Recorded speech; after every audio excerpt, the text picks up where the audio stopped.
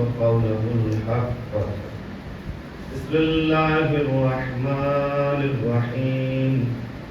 إنما وليكم الله ورسوله والذين آمنوا ويقيمون الصلاة ويؤتون الزكاة وهم راكعون.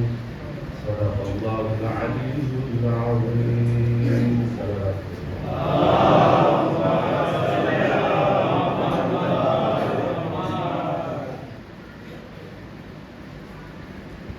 اس سے پہلے کہ میں اپنے بیان کو شروع کروں، آپ سے بارش کرنا چاہتا ہوں کہ تھوڑا ذرا میرے نزدیک آ جائیے تاکہ بعد میں آنے والے افراد کے لیے مزاحمت کا سامنا کرنا پڑے. صلوات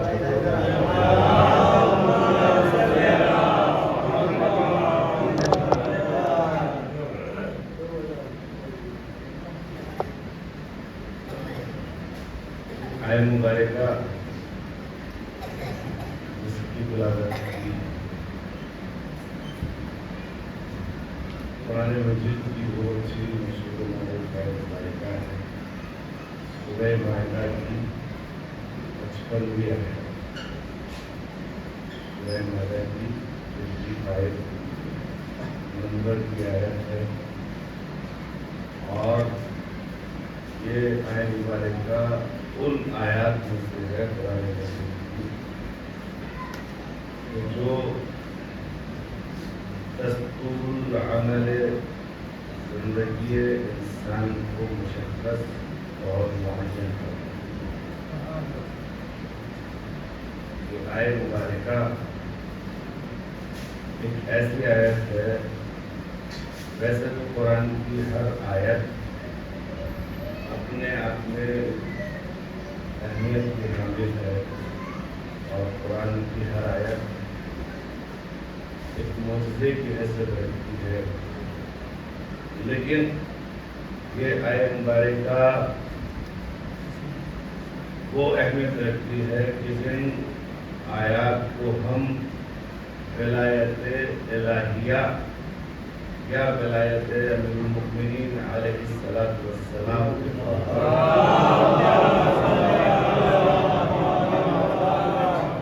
پیش کرتے ہیں، ان میں سے یہ ایک آیت ہے.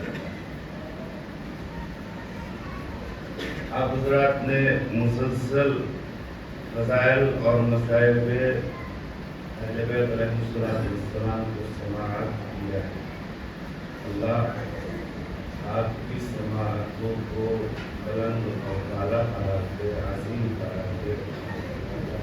خدا آپ کی توفیقات کو بلند و اعلیٰ قرار دے، آپ کی توفیقات میں اضافہ فرمائے.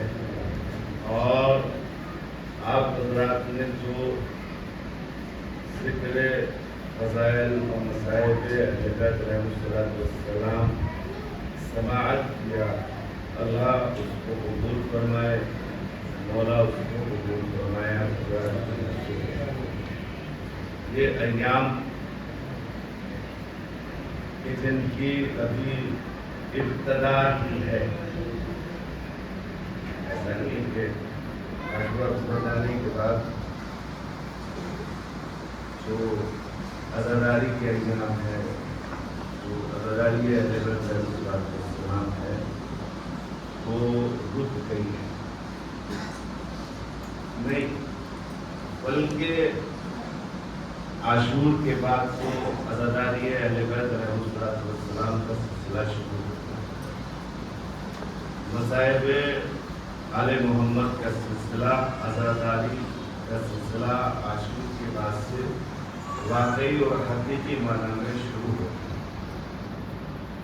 تو یہ ہماری خوش نصیبی ہے اور سعادت ہے کہ اللہ تبارک و تعالی نے ہمیں فضائل اہل بیت علیہ السلام اور اپنے خاص بندوں کی عزاداری کے لیے مشخص اور معین فرمایا ہے.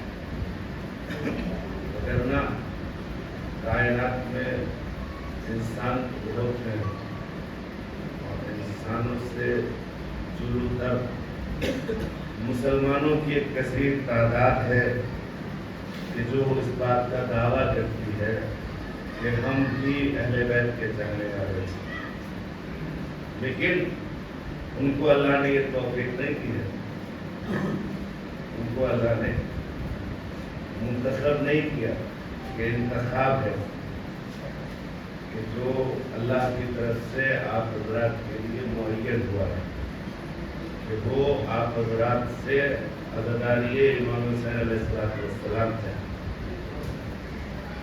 تو اب چونکہ ہمارا انتخاب ہوا ہے، ہم منتخب ہوئے ہیں ایک عظیم کام کے لیے، ایک عظیم فعالیت کے لیے، ایک عظیم تحریک کے لیے، تو یہ ہمارا وظیفہ بھی ہے اور یہ ہماری رسپانسبلٹی بھی ہے کہ ہم اہل بیت علیہ السلام کے ذکر کو اس کے حق کے ساتھ ادا کریں۔ انشاءاللہ آپ حضرات کی توجہ اگر رہی تو میں بہت جلد اپنے بیان کو سمیٹنے کی کوشش کروں گا، اور یہ آئے مبارکہ بھارت تمیز سے ہٹ کر، کہ تمیز میں اگر پورا وقت لے لیا جائے تو پھر جو اصل بیان ہے وہ رہ جائے گا، لہٰذا تمیز کو میں یہی ختم کرتے ہوئے اپنی بات کو آگے بڑھانے کی کوشش کروں گا۔ یہ آئے مبارکہ جو ہے وہ ولایت الہیہ کا تذکرہ کر رہی ہے، اور ولایت سماج میں، معاشرے میں اس کا نفاذ اور اس کا اجرا نہایت ہی ضروری ہے۔ اگر ولایت الہیہ کا نفاذ سماج میں اور معاشرے میں نہیں ہوگا تو پھر ہمارا سماج اور ہمارا معاشرہ اسلامی معاشرہ قرار نہیں پاتا۔ ہم اپنے آپ کو یہ کہنے کا حق نہیں رکھتے کہ ہم اہل بیت علیہ السلام کے چاہنے والے ہیں۔ ہم اپنے آپ کو یہ کہنے کا حق تبھی رکھتے ہیں جب ہم ولایت الہیہ کو اپنے وجود میں، اپنی زندگی میں، اپنی حیات میں، اپنی لائف میں اس کو ہم مدغم کر لیں، اس کو مرج کر لیں، اور ہمارا ہر کام ولایت الہیہ کے مطابق ہو، ہمارا ہر کام ولایت عالمی کے مطابق ہو۔ کہ میں نے یہاں پر تھوڑا سا الفاظ کو بدل دیا، ولایت الہیہ کا مطلب ہے ولایت عالمی، ولایت امیر المؤمنین علیہ السلام۔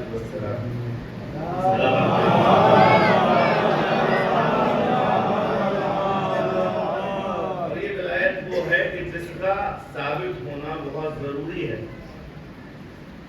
اگر ولایت آل محمد کا ثبوت نہیں ہوگا، اگر ولایت آل محمد کو ثابت نہیں کیا جائے گا تو پھر تشیع کی بنیاد اور تشیع کی اساس اس طریقے سے مستحکم نہیں ہو سکتی کہ جیسے اسلام چاہتا ہے۔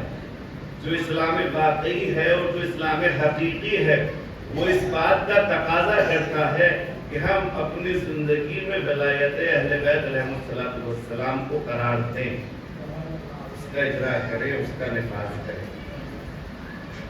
اور دیکھیے کہ ولایت ہے کیا؟ پہلے میں ذرا اس کا مختصر طور پر تعارف کرا دوں۔ ولایت کسے کہتے ہیں؟ ولایت ایک سسٹم کا نام ہے، ولایت ایک نظام کا نام ہے۔ اب سوال یہ ہوتا ہے کہ ہم ایک ایسے ملک میں زندگی گزار رہے ہیں، سسٹم، ولایت کا سسٹم یعنی اسلام کا سسٹم، حقیقی اسلام کا سسٹم اہل بیت علیہ السلام کی ولایت کا سسٹم، نظام۔ اب سوال یہ ہے کہ ہم ایک ایسے ملک میں زندگی گزارتے ہیں کہ جہاں پر ہم اسلامی قوانین کا اجرا نہیں کر سکتے، نظام اسلامی کو ہم اجرا نہیں کر سکتے، تو پھر کوئی ایسا راستہ ہمیں اختیار کرنا پڑے گا کہ ہم ایک سیکولر ملک میں، ایک سیکولر کنٹری میں زندگی بھی آسانی سے گزارتے رہیں اور ہم قوانین اسلامی کے اوپر بھی عمل کرتے رہیں۔ اس لیے کہ اسلام صرف نماز پڑھنے کا، روزہ رکھنے کا نام نہیں ہے، اسلام میں صرف نماز ہے اور روزہ ہے، اور قرآن کو پڑھنا ہے اور یہ شیو کے لیے عزاداری ہے، نہیں، بلکہ اسلام ایک نظام کا نام ہے، ایک سسٹم کا نام ہے، اور ایک ایسا نظام ہے اسلام کہ جس نے انسان کی زندگی کے کسی بھی لمحے کو خالی نہیں رکھا، بلکہ زندگی کے ہر لمحے کو اسلام نے جہت دی ہے، اس کے لیے قانون معین کیا ہے، اس کے لیے اصول بنایا ہے کہ دیکھو اگر تم اپنے آپ کو مسلمان کہتے ہو، اگر تم اپنے آپ کو اسلام میں داخل کیا ہوا سمجھتے ہو، تو یہ تمہارے لیے ضروری ہے کہ تم اسلام کے تمام قوانین کے مطابق اپنی زندگی کو گزارو۔ تم اپنی زندگی کو اسلام کے قوانین کے مطابق گزارو۔ اب یہ تو ہو ہی نہیں سکتا، یہ تو ہو ہی نہیں سکتا کہ اسلام اتنا بڑا مذہب، اتنا بڑا دین، اتنا بلند و بالا دین، وہ انسان کو ایسے ہی چھوڑ دیتا، وہ انسان کے لیے کوئی قانون ہی مشخص نہ کرتا، وہ انسان کے لیے کوئی دستور العمل ہی نہ پیش کرتا۔ ایسا نہیں ہے، اسلام نے انسان کے لیے دستور العمل کو پیش کیا ہے۔ اب یہ انسان کا فریضہ ہے، یہ انسان کا وظیفہ ہے کہ انسان اس دستور العمل کے مطابق اپنی زندگی کو گزارے۔ کہتے ہیں نا لوگ، مسلمانوں میں ایک بڑا طبقہ ہے جو کہتا ہے کہ بھئی اسلام نے کوئی حکومت کی تھیوری پیش نہیں کیا، اسلام نے کوئی نظام، کوئی سسٹم پیش نہیں کیا۔ ایسا نہیں ہے، اسلام نے نظام کو پیش کیا ہے، اسلام نے قوانین اور اصول کو نافذ کیا ہے، ہمارے لیے دستور العمل کو معین کیا ہے۔ اگر وہ ہمارے لیے دستور العمل کو معین نہ کرتا تو پھر وہ اپنے انبیاء کو نہ بھیجتا، وہ اپنے ائمہ کو نہ بھیجتا، اور سب سے بڑی بات یہ ہے کہ اس نے ہمارے لیے دستور العمل کے طور پر اپنی سب سے بڑی کتاب قرآن مجید کو نازل کیا ہے تاکہ ہم اس کے مطابق اپنی زندگی کو گزارے۔ دیکھیے اسی لیے اللہ نے فرمایا کہ ہم تمہارے لیے ولایت کو معین کر رہے ہیں۔ یہ ولایت اہل بیت، یہ کوئی ایسا نہیں ہے کہ ولایت کے معنی کچھ اور ہوں، ولایت کے معنی نظام کے علاوہ کچھ نہیں ہے، ولایت کے معنی سسٹم کے علاوہ کچھ نہیں ہے۔ اللہ یہ چاہتا ہے، بار بار قرآن مجید میں کہہ رہا ہے کہ دیکھو ہم یہ چاہتے ہیں کہ تم اہل بیت کے سسٹم کے مطابق زندگی گزارو۔ اگر تمہاری زندگی، تمہاری حیات اہل بیت کے سسٹم کے مطابق نہیں ہوگی تو پھر تمہیں حق نہیں ہے کہ تم اپنے آپ کو شیعہ کہو، تمہیں حق نہیں ہے کہ تم اپنے آپ کو مسلمان کہو۔ اور دستور العمل کے طور پر اس نے قرآن مجید کو بھیج دیا۔ اسی لیے اللہ نے کہا کہ دیکھو ہم ولایت تکوینی اور ولایت تشریعی تمہارے لیے معین کر رہے ہیں۔ اچھا تھوڑا سا ذرا یہ علمی اصطلاحات ہیں اور میرے جوانوں کے لیے ذرا ان کا واضح کرنا مختصر طور پر بہت ضروری ہے۔ ولایت تکوینی کسے کہتے ہیں، اس کا معین کرنا بہت ضروری ہے۔ جب آپ ولایت تکوینی کو سمجھ لیں گے تو پھر آپ ولایت تشریعی کو بھی سمجھ لیں گے۔ ولایت تشریعی کیا ہے اور ولایت تکوینی کیا ہے؟ ولایت تکوینی میں مثال کے طور پر عرض کروں، آج کا زمانہ ٹیکنالوجی کا زمانہ ہے، بس یہیں سے میری بات شروع ہونے والی ہے، آپ حضرات متوجہ رہیں۔ آج کا زمانہ ٹیکنالوجی کا زمانہ ہے اور ٹیکنالوجی نے اتنی ترقی کی ہے کہ ہر انسان کے صرف گھر میں نہیں بلکہ ہر انسان کے ہاتھوں میں ٹیکنالوجی ہے۔ موبائل آپ لوگ یوز کرتے ہیں، استعمال کرتے ہیں، چھوٹا بڑا جوان بوڑھا بچہ ہر انسان ٹیکنالوجی کو استعمال کر رہا ہے۔ یہ موبائل جو ہے جو ہمارے ہاتھ میں ہے، اس کا ایک سسٹم ہوتا ہے، اس کو چلانے کا اس کے فیچرز ہوتے ہیں، اس میں اپلیکیشنز ہوتے ہیں۔ جب ہم موبائل خریدنے کے لیے جاتے ہیں دکان کے اوپر تو کمپنی جب موبائل کو لانچ کرتی ہے تو وہ موبائل کے ساتھ میں ایک بک بھی دیتی ہے، ایک بک بھی پیش کی جاتی ہے موبائل کے ساتھ۔ آپ نے دیکھا ہوگا ڈبہ ہوتا ہے موبائل کا، اس کو آپ کھولیں گے موبائل نکلے گا اور اس کے ساتھ میں جو دوسرے لوازمات ہوتے ہیں انہی کے ساتھ میں ایک بک بھی ہوتی ہے، کتاب بھی ہوتی ہے۔ اس کتاب کا مطلب کیا ہے؟ یہ الگ بات ہے کہ آج کے زمانے میں کوئی اس کتاب کو پڑھنے کی زحمت نہیں کرتا، لیکن یہ کمپنی کا فریضہ ہے، یہ کمپنی کا وظیفہ ہے کہ دیکھو ہم ایک چیز کو بنا کے پیش کر رہے ہیں تو یہ ہمارا وظیفہ ہے کہ ہم اس کے چلانے کا طریقہ بھی تمہیں بتائیں۔ میں بتائیں. بک آتی ہے, آپ حضرات اس بک کے ذریعے سے اس کو کیسے چلانا ہے, اس کو کیسے یوز کرنا ہے, اس کو کیسے استعمال کرنا ہے, اس کتاب کے ذریعے سے. اس کتاب کو کہتے ہیں دستور العمل. اس کتاب کو کہتے ہیں دستور العمل. اس کتاب کے ساتھ میں کارڈ بھی ہوتا ہے, اس کو کارڈ کو کہتے ہیں گارنٹی کارڈ. اب سسٹم کمپنی نے یہ بنایا ہے کہ آپ اس کتاب کے مطابق اس موبائل کو آپریٹ کریں, اس ٹیکنالوجی کو آپ آپریٹ کریں. اگر کوئی اس میں خامی پیش آ جائے, بھائی پوری توجہ چاہتا ہوں, اگر اس میں کوئی خامی پیش آ جائے تو اس میں لکھا ہوا ہوتا ہے کہ دیکھو ہم تمہیں 1 سال کی گارنٹی دے رہے ہیں, ہم تمہیں 6 مہینے کی گارنٹی دے رہے ہیں, ہم تمہیں 2 سال کی گارنٹی دے رہے ہیں, اور ہم نے اس کتاب میں لکھ دیا ہے کہ اگر اس موبائل میں کوئی پریشانی پیش آتی ہے تو اس کتاب کو لے کر, اس موبائل کو لے کر تم ہمارے پاس چلے آنا, تاکہ ہم اس پریشانی کو دور کر دیں, اس مشکل کو دور کر دیں, یا اس کے بدلے میں تمہیں دوسرا موبائل دے دیں. یہ ہوتا ہے نا, اس کے بدلے میں تمہیں دوسرا موبائل دے دیں. کمپنی یہ بھی کہتی ہے کہ دیکھو خبردار, ہم نے اس چیز کو بنایا ہے, لہذا گارنٹی بھی ہم دے رہے ہیں, ضمانت بھی ہم دے رہے ہیں. اگر ہمارے علاوہ اس موبائل کو کسی نے کھول لیا تو اب ہماری گارنٹی نہیں ہے.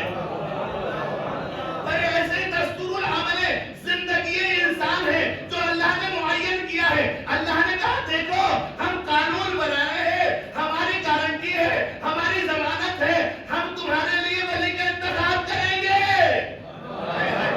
ہم تمہارے لیے ولی کا انتخاب کریں گے. اگر تم نے اپنے سے کسی کو ولی بنا لیا تو اب اسلام کی گارنٹی نہیں ہے.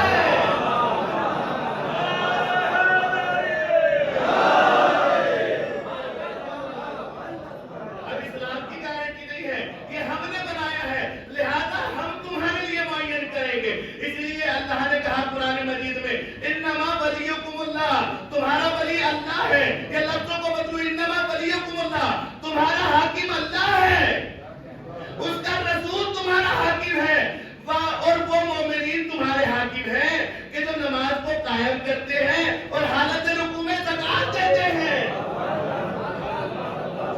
حالت رکوع میں زکات دیتے ہیں. اللہ نے معین کر دیا قرآن مجید میں. اچھا اس آیت کا مطلب کیا ہے؟ اس آیت میں بڑا اختلاف ہے قاسم بھائی. یہ اتنی آسان آیت نہیں ہے کہ ہم نے بیان کر دیا اور ایک مثال پیش کر دی اور آپ حضرات نے سمجھ لیا. نہیں, بڑے پیچ و خم ہے اس آیت مبارکہ. ایسے ایک بڑا طبقہ ہے جو کہتا ہے کہ نہیں بھائی, اس آیت میں ولایت سے مراد سرپرستی اور حکومت نہیں. اچھا, اس آیت میں ولایت سے مراد سرپرست اور حکومت نہیں ہے, تو پھر کیا ہے؟ کیا ہے اس میں؟ کہتے ہیں ولایت کے بہت سارے معنی ہیں. ولایت کے ایک معنی ناصر کے ہیں, مدد کرنے والا. ولایت کے ایک معنی آزاد کرنے والے کے ہیں. ولایت کے ایک معنی اعانت کرنے والے کے ہیں. ولایت کے ایک معنی دوست کے ہیں. آپ کیا سن رہے ہیں؟ ولایت کے ایک معنی دوست کے ہیں. اب بھائی ہماری سمجھ میں نہیں آتا. یہ آیت جو ہے اس کا آپ ذرا اس کی نزاکت کو سمجھیں, اس کی باریکی کو سمجھیں. اس آیت ہمارے کا کہ تھوڑا سا ایک علمی اشارہ ہے, وہ کر کے گزر جانے کی کوشش کروں گا. کہتے ہیں کہ اس آیت میں ولایت سے مراد دوستی ہے, ولایت سے مراد محبت ہے. اچھا, آیت کی ابتدا کیا ہے؟ انما ولیکم اللہ. انما کسے کہتے ہیں؟ انما یہ کلمہ حصر ہے. عربی گرامر میں انما کلمہ حصر ہے. کلمہ حصر کا مطلب کیا ہے؟ کلمہ حصر کا مطلب یہ ہے کہ حصر کہتے ہیں محصور کرنے کو, مقید کرنے کو, لمٹ معین کرنے کو, مشخص کرنے کو. کسی چیز کو معین کر دینا, کسی چیز کو مشخص کر دینا. اب دیکھیں یہیں پر شان نزول بھی بیان کروں گا ہمارے کا کہ شان نزول کیا ہے, کیا مطلب ہے حصر کا. حصر کا مطلب یہ ہے انما, یعنی اللہ فرماتا ہے کہ دیکھو جب اس کو محصور کریں گے, جب اس کو مقید کریں گے, تو اللہ نے کیا کہا کہ دیکھو تمہارا ولی فقط اور فقط اللہ ہے. پھر آگے آیت آتی ہے ورسولہ، اور تمہارا ولی اللہ کے بعد فقط اور فقط اس کا رسول ہے. پھر آیت آگے بڑھتی ہے ورسولہ والذین آمنوا ویقیمون الصلاۃ ویؤتون الزکاۃ وہم راکعون. کیا مطلب ہے اس کا؟ اللہ کہتا ہے تمہارا ولی فقط اور فقط اللہ کے علاوہ کوئی نہیں ہے.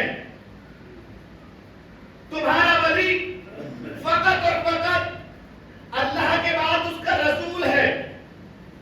تمہارا ولی فقط اور فقط رسول کے بعد وہ لوگ ہیں جو ایمان لے کر آئے، نماز کو قائم کرتے ہیں اور حالت رکوع میں زکات دیتے ہیں. بہت کی نا بات آپ حضرات تک، حالت رکوع میں زکات دیتے ہیں. اب اگر ہم اس کو تدبیر کریں کلمہ حضر کے اوپر تو یہ بات سمجھ میں نہیں آتی. بھائی اگر اس سے مراد دوست ہے، اگر اس سے مراد دوست ہے تو بھائی دوست تو بہت سے ہوتے ہیں، دوست تو بہت سے ہوتے ہیں، تو پھر اللہ کے علاوہ اور بھی بہت سے دوست ہمیں. پھر اللہ کیوں کہہ رہا ہے کہ بھائی ہم دوست ہیں بس تمہارے؟ میں محمد المسلمین کا ترجمہ کرنا کہ فقط ہم تمہارے دوست ہیں. آگے آیت کیا کہتی ہے؟ اور اس کا رسول تمہارا دوست ہے. پھر آیت کیا کہتی ہے؟ یہ ممکن ہے، ممکن ہے. یہ ایک صلوات پڑھی محمد والے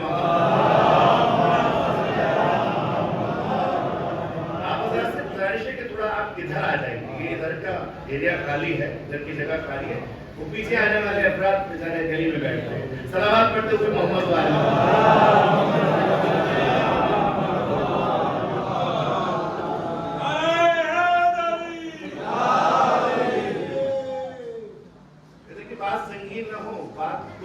زیادہ. میں یہ چاہتا ہوں اور جلد از جلد اپنی بات کو تمام کر دوں. آپ حضرات کو زیادہ زحمت نہ ہو. صلوات پڑھتے ہوئے محمد والے محمد.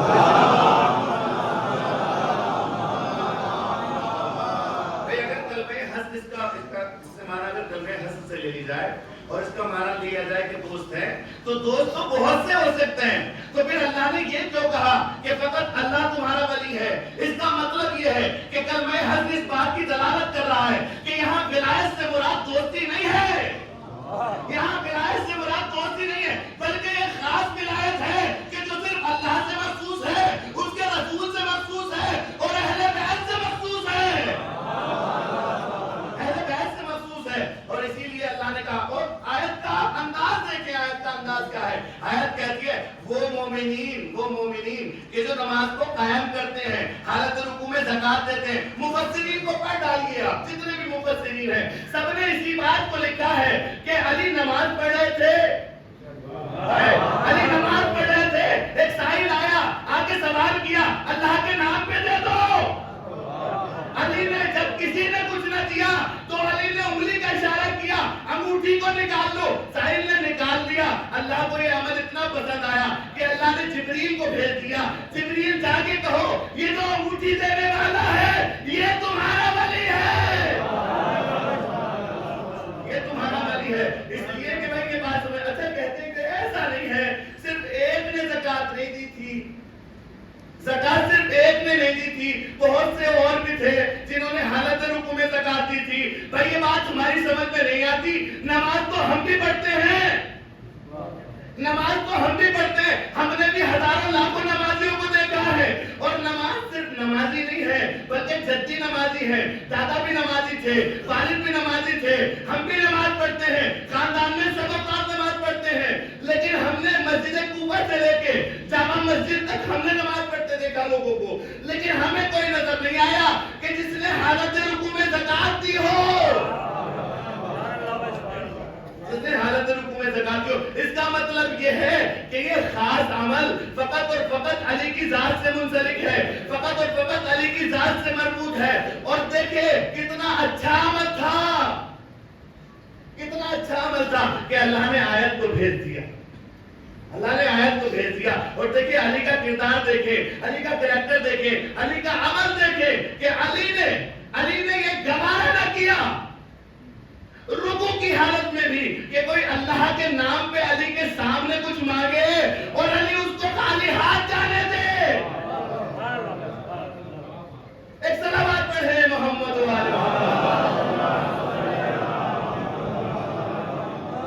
یہ ولایت ہے.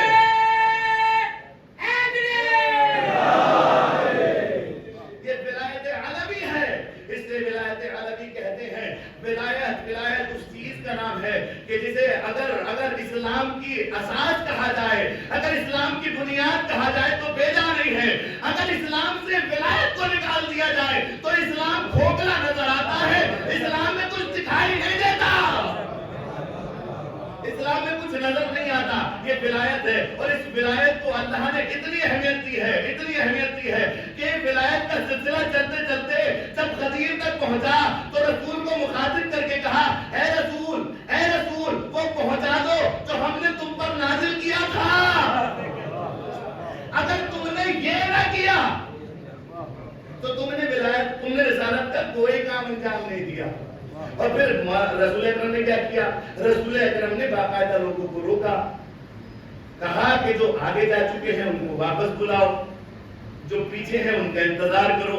اور جب لوگ جمع ہو گئے تو پھر تجاروں کا منبر بنا کر علی کو اپنے قریب بلایا, علی کو اپنے دونوں ہاتھوں پہ اٹھایا, لوگوں کو دکھایا. میں کیا کہہ رہا ہوں, لوگوں کو دکھایا اور دکھا کے کہا, من کن تو مولا ہو فہذا علی مولا. میں کہوں گا یا رسول اللہ یہ اتنی اہمیت کیوں دی جا رہی ہے؟ بھائی مولا کا مطلب تو دوست کا ہے, مولا کا مطلب تو دوست کا ہے. یہ دوستی کو اتنی اہمیت کیوں دی جا رہی ہے؟ اور اللہ اتنی اہمیت کیوں دے رہا ہے کہ کہہ رہا ہے کہ اگر دوستی کا اعلان نہ کیا تو کچھ نہ کیا. اگر مراد دوستی ہے تو پھر دوستی کا اعلان اس طریقے سے کیوں کیا جا رہا ہے؟ لوگوں کو روکا جا رہا ہے. گرمی کی شدت, گرمی کے حالات, عجیب و غریب ماحول, اور اس گرمی کے ماحول میں رسول نے روک لیا کہ سب رک جاؤ اپنی جگہ پر. اور بابا سے بلند, علی کو بلند کر کے بابا سے بلند کہا. کیوں کہا بابا سے بلند کیوں کیا؟ میں کہوں گا یا رسول اللہ ایسے ہی فرما دیتے. کہا تمہیں معلوم نہیں ہے یہ ولایت کا معاملہ ہے, اس کو میں دکھاؤں گا بھی اور سناؤں گا بھی, تاکہ اگر کوئی دیکھ کر سن نہیں سکتا تو وہ دیکھ کے اقرار کر لے, کوئی دیکھ نہیں سکتا تو سن کے اقرار کر لے.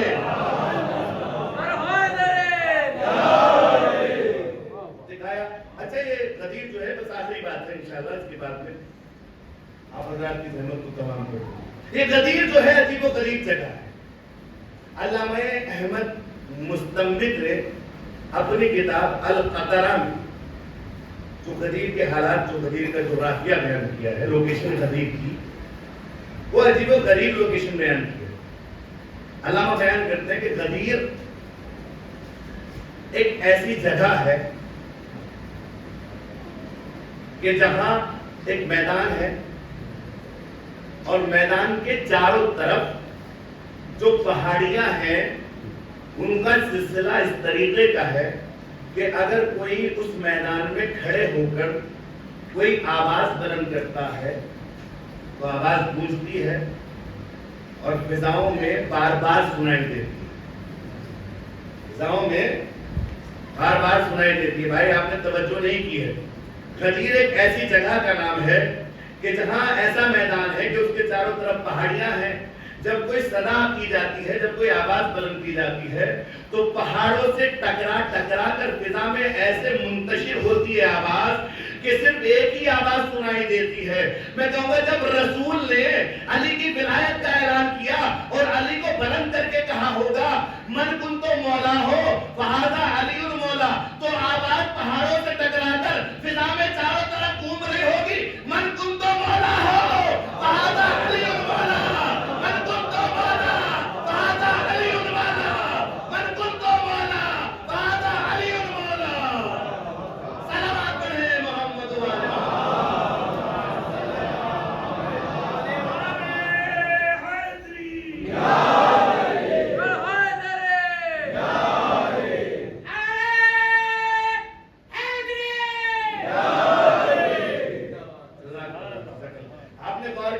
کہ قدیر اس شے کا نام ہے کہ جہاں ولایت کا اعلان اس انہمام کے ساتھ میں، اس اہتمام کے ساتھ میں کیا جاتا ہے کہ اللہ کہہ دیتا ہے تم نے کچھ بھی نہیں کیا، میں کہوں گا یا اللہ رسول نے اتنی زحمتیں اٹھائی ہیں، نماز کو لوگوں تک پہنچایا ہے، حج کو لوگوں تک پہنچایا ہے، روزے کو لوگوں تک پہنچایا ہے، زکات کو لوگوں تک پہنچایا ہے، لوگوں کو زندگی گزارنے کا سلیقہ بتایا ہے، لوگوں کو کیسے زندگی گزاری جائے یہ بتایا ہے، آداب زندگی بتایا ہے، کیسے سماج میں رہنا چاہیے یہ بتایا ہے، اور تو کہہ رہا ہے کہ اگر یہ نہ پہنچایا تو گویا کچھ بھی نہیں کیا، گویا کچھ بھی نہیں کیا۔ اس کا مطلب یہ ہے کہ اگر دوست سے مراد ہوتی تو پھر اللہ اتنا اہتمام نہ کرتا۔ پتہ چلا مولا کا مطلب دوست نہیں ہے بلکہ حاکم ہے، مولا کا مطلب حاکم ہے۔ اور دیکھیں عجیب و غریب یہ سلامات پڑھے محمد والے محمد،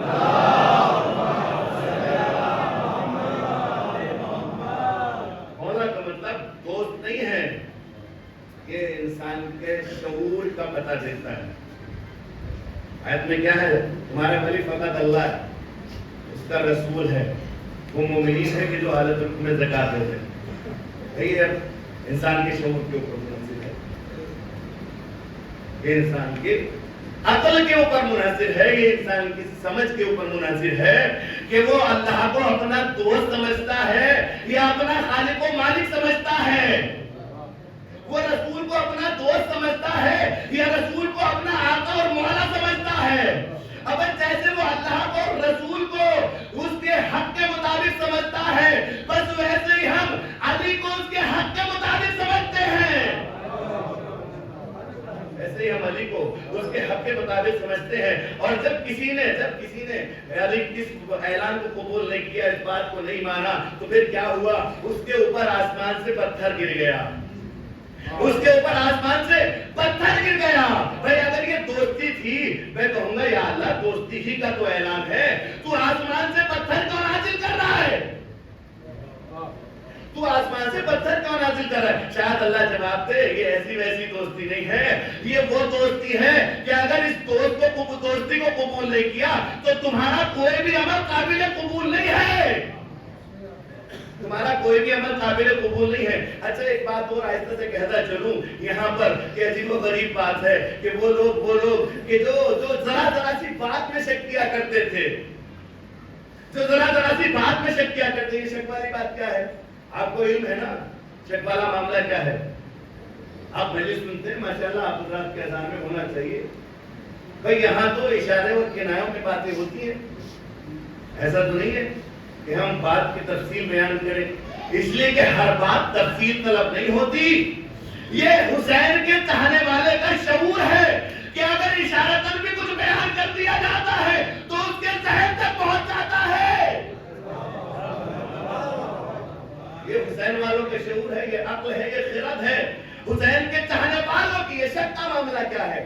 اب چونکہ آپ لوگ نہیں جانتے تو تھوڑا سا اشارہ کر دوں شک کی بات کے اوپر، اور پھر غدیر میں آتا ہوں، آپ حضرات کو زیادہ مزہ آئے گا سن کے۔ عشق والا معاملہ کیا ہے؟ عشق والا معاملہ یہ ہے کہ صلح حدیبیہ بات پہنچی ہے نہیں پہنچی ابھی؟ صلح حدیبیہ جانتے ہیں آپ؟ صلح حدیبیہ یہ جب ہوئی، صلح حدیبیہ میں تفصیل بیان نہیں کروں گا، صلح حدیبیہ جب ہوئی اور صلح نامہ لکھا گیا تو صلح نامے میں یہ لکھا گیا کہ من جانب محمد الرسول اللہ، جانب محمد الرسول اللہ، جو کفار مکہ تھے، مشرکین مکہ، وہ پھیل گئے اس بات کے اوپر کہ یہ رسول اللہ قبول نہیں کریں گے۔ ایسا ہی معاملہ تھا جیسا آج ہمارے سماج کا اور ہمارے معاشرے کا معاملہ ہے کہ ہم ذرا سی باتوں کے اوپر پھیل جاتے ہیں، ہم تو نہیں مانیں گے، ہمیں قبول نہیں ہے، ایسے ہی پھیل گئے وہ کہ یہ رسول اللہ قبول نہیں ہے، اس رسول اللہ کو کاٹو۔ ایک اور فرمائیں گے آپ رسول اللہ کو کاٹو۔ رسول اکرم نے علی سے کہا علی رسول اللہ کو کاٹ کر محمد ابن عبداللہ لکھ دو۔ علی نے منع کر دیا، علی نے منع کر دیا میں کہوں گا یا علی رسول کی اطاعت نہیں کر رہے ہو، رسول کا اتباع نہیں کر رہے ہو، رسول کہہ رہے ہیں کاٹ دو، آپ کو یہ چاہیے کہ آپ کاٹ دیں اسے، لیکن علی نے کہا نہیں یا رسول اللہ میں نہیں کاٹوں گا، میں نہیں کاٹوں گا۔ پھر رسول نے قلم کو لیا، قلم کو لینے کے بعد رسول نے محمد رسول اللہ کو کاٹ کے کہا کہ اب محمد ابن عبداللہ لکھ دو۔ اچھا علی نے کیوں نہیں کاٹا؟ حکم کی تعمیل علی نے کیوں نہیں؟ ایک قابل تأمل بات، علی اپنی زندگی کے ہر مرحلے میں مطیع اور فرما بردار نظر آتے ہیں، رسول کی ہر بات کے اوپر لبیک کہنے والے علی۔ رسول کہہ رہے ہیں کہ کاٹ دو رسول اللہ، لیکن علی کاٹ کیوں نہیں رہے ہیں؟ آخر وجہ کیا ہے، سبب کیا ہے، کیوں علی نے نہیں کاٹا؟ تو علی جواب دے شاید کہ نادان تمہیں معلوم نہیں ہے، میں بہت آہستہ سے ایک جملہ کہنا چاہتا ہوں، نادان تجھے معلوم نہیں ہے، جو گواہ ہوتا ہے نا، ہائے ہائے میں نے کیا کہہ دیا، جو گواہ ہوتا ہے وہ اپنی گواہی سے نہیں پھر سکتا، جو گواہ ہوتا ہے وہ اپنی گواہی سے نہیں مکر سکتا، جو مدعی ہے وہ اپنا دعویٰ واپس لے سکتا ہے۔ ارے میں علی رسالت کا گواہ بن کے آیا تھا،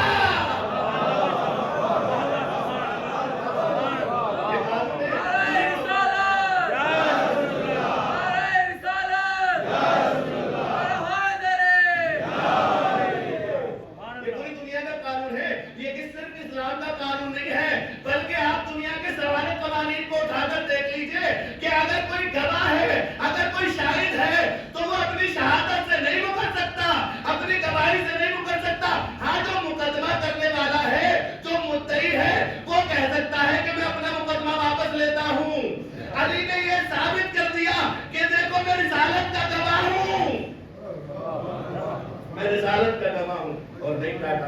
تو یہاں پر جو اصل بات تھی وہ یہ تھی کہ یہاں پر اسلام کی ایک بہت بڑی ہستی، ایک بہت بڑی پرسنالٹی، اس کو تاریخ نے لکھا کہ اس نے کسی کو پکڑ کے کہا اصحاب میں سے مجھے جتنا شک رسول کی رسالت میں ہوا کبھی نہیں ہوا، کبھی نہیں ہوا۔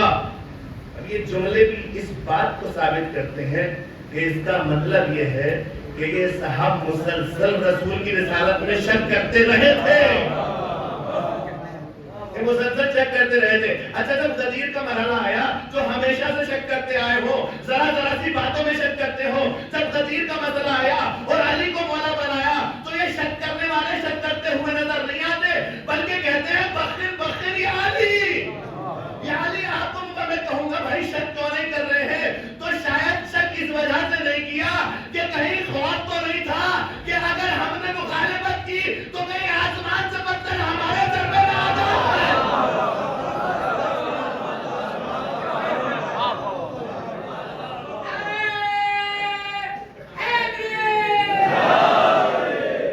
لیکن آسمان سے پتھر ہم پہ نازل نہ ہو جائے، اس لیے کہ ابھی کچھ ہی دیر پہلے ایک نے انکار کیا تھا، اللہ نے پتھر نازل کر کے برباد کر دیا۔ صلوات پڑھے محمد و آل محمد۔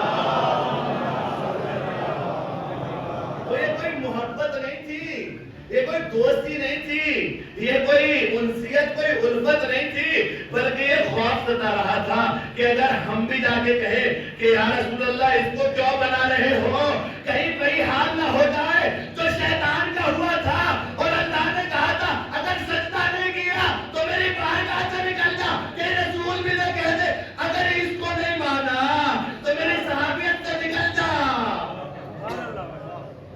کہیں یہ نہ ہو جائے اور کہیں پتھر نازل نہ ہو جائے۔ اس لیے کہتے ہوئے نظر آئے سب سے پہلے یا علی مبارک ہو، یا علی مبارک ہو۔ بھائی یہ آج تک ہم نے نہیں دیکھا کہ کوئی کسی کا دوست بنا ہو اور وہ مبارک بات دیتا ہوا نظر آیا ہو، مبارک ہو فلاں سے آپ کی دوستی ہو گئی۔ اس کا مطلب یہ ہے کہ یہاں سب لوگ مان رہے تھے کہ نہیں یہ تو جدید باتیں ہیں، یہ نئی باتیں ہیں، یہ بہت پرانی باتیں نہیں ہیں کہ مولا سے مراد دوست ہے، مولا سے مراد محبت کرنے والا، مولا سے مراد مدد کرنے والے، نہیں، یہ بہت پرانی باتیں نہیں ہیں۔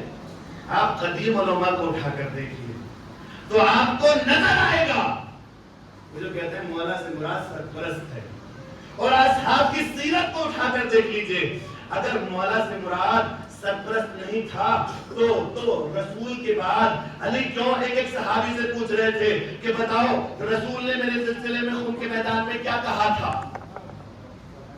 یہ علی کا پوچھنا اس بات کو ثابت کرتا ہے کہ علی کی سرپرستی کا اعلان ہوا تھا، علی کی خلافت کا اعلان ہوا تھا، علی کی جانشینی کا اعلان ہوا تھا، اور اللہ نے جانشینی علی کا اعلان کیوں نہ کیا، کیوں نہ کرتا اللہ؟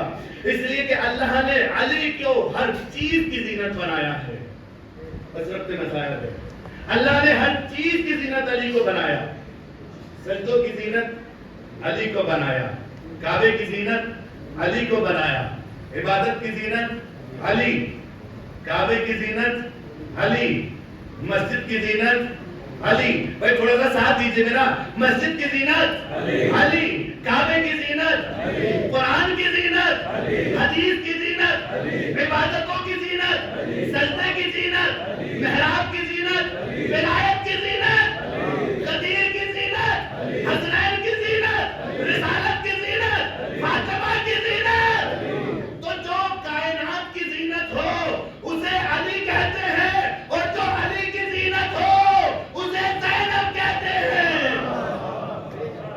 کیا مطلب ہے زینب کا؟ زینب کا مطلب کیا ہے؟ زینب کا مطلب ہے باپ کی زینت، باپ کی زینت۔ اور کیوں باپ کی زینت؟ آج محرم کی 12 تاریخ ہو گئی، آپ کو معلوم ہے نا زینب کا غم شروع ہوا ہے، یہ اپنے باپ کی زینت، علی کی زینت کیوں قرار نہ پائے؟ اس لیے کہ یہ اپنے والد کی زینت وہ ہے کہ جس نے اتنے مظالم کو برداشت کیا، جس نے اتنی مصیبتوں کو برداشت کیا کہ عزادارو کربلا کے اندر زینب اتنی ضعیف اور اتنی ناتواں ہو گئی تھی کہ مقاتل نے لکھا ہے کہ شام غریبہ، ایک راوی بیان کرتا ہے کہ شام غریبہ میں نے دیکھا کہ ایک بی بی تھی کمر جھکی ہوئی، جو سیدھی نہیں ہو پا رہی تھی، اس نے مشکل سے کمر پہ ہاتھ رکھ کے اپنے وجود کو سیدھا کیا۔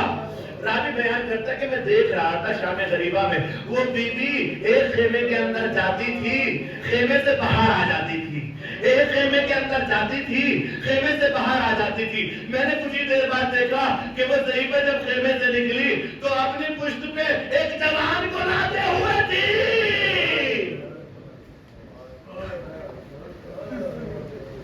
جزاکم اللہ خیر الجزاء، اجرکم اللہ۔